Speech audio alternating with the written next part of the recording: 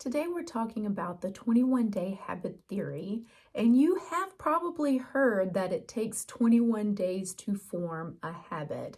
And so I am really wondering, have you ever tried to do something for 21 days and it just did not stick as a habit? And maybe you even felt like you failed or that you can't create a new habit, like it's impossible for you to create a new habit. Everybody else can do it, but I just can't seem to create this new habit. There are actually three phases when you are trying to implement a new habit. There's the honeymoon phase, so everything is going well and you feel amazing. There is the fight through or struggle through phase. And if you push through during this time, you get to the third phase, which is second nature, or that habit has been formed. In the 21-day theory, it is assuming 7 days in each, but in reality, that is likely not the case of what's happening to us when we are trying to form a new habit. I have definitely had honeymoon phases that lasted way less than 7 days and went really quickly into that fight through stage. So I know for myself personally that 777 doesn't really add up. So let's just use exercise as an example, but you can really apply this to any of the pillars of health. Let's say you set a goal to work out in the morning every day for 21 days because then you thought it would be a habit and then it would just be second nature and be really easy to do. So we set an alarm an hour earlier than we usually do. We get outside, it's a beautiful day. You were able to see the sunrise and the temperature was perfect. Maybe you saw flowers and birds. You get in the shower, you can't believe how great you feel. And you may even think to yourself, what took me so long to do this? I feel so amazing. And then we get to day 2 or 3 or 7, the alarm goes off and we are just not feeling it. Maybe you skipped a day, maybe you felt like a failure, maybe you decided, that's it, I'm not going to exercise anymore. I tried. Have you ever made it to like the 21 days of this and then still quit after 22? We're still in that fight through stage. Now, on a side note, I just have to mention this. I've heard it's perfectly okay to skip a day, but never skip 2. And I have to say that has really served me well. So I wanted to just throw that in there while we're semi on that subject. So whatever the habit is that we want to form, there are going to be days that we will have to fight through.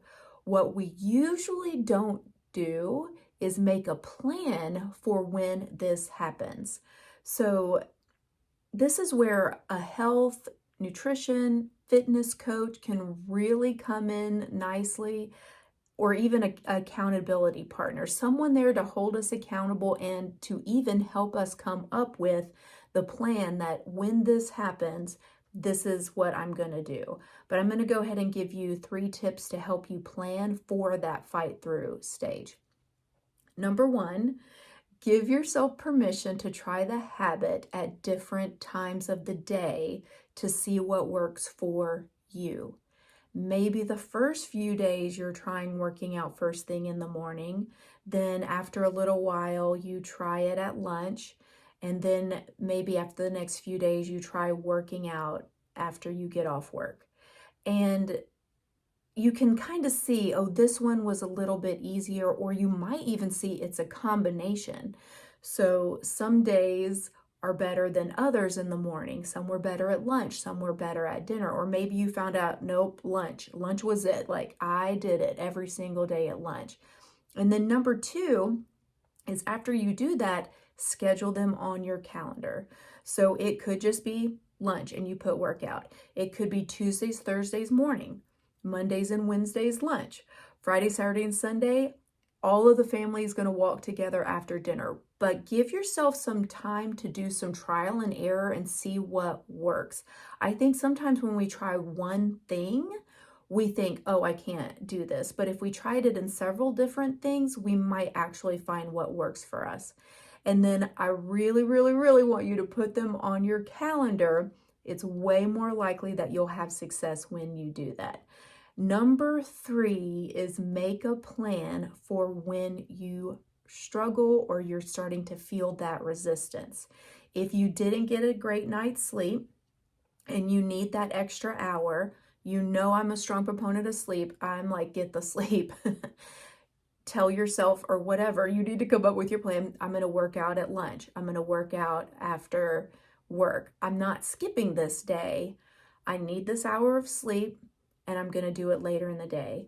Or maybe you and your accountability partner check in the same time each day. And if you miss the morning workout, they can encourage you to go after work or lunch, or maybe they can even go with you at lunch or after work. Just as long as you make a plan, if this happens, I'm not quitting, I'm moving it here. Here's what I'm doing. And this can really work for any of the pillars of health.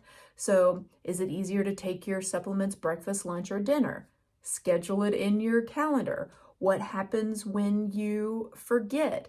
Maybe you have them on the corner of the counter that remind you that you've forgotten. What happens when you leave lunch in the fridge or on the counter and it didn't make it to work with you?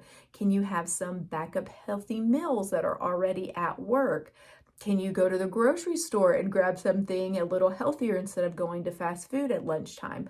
So you can kind of see where you find it. It does take a little bit of planning, but it's going to make it way, way easier. So I want you to just pick one area this next month and try it out and see how it goes and let me know.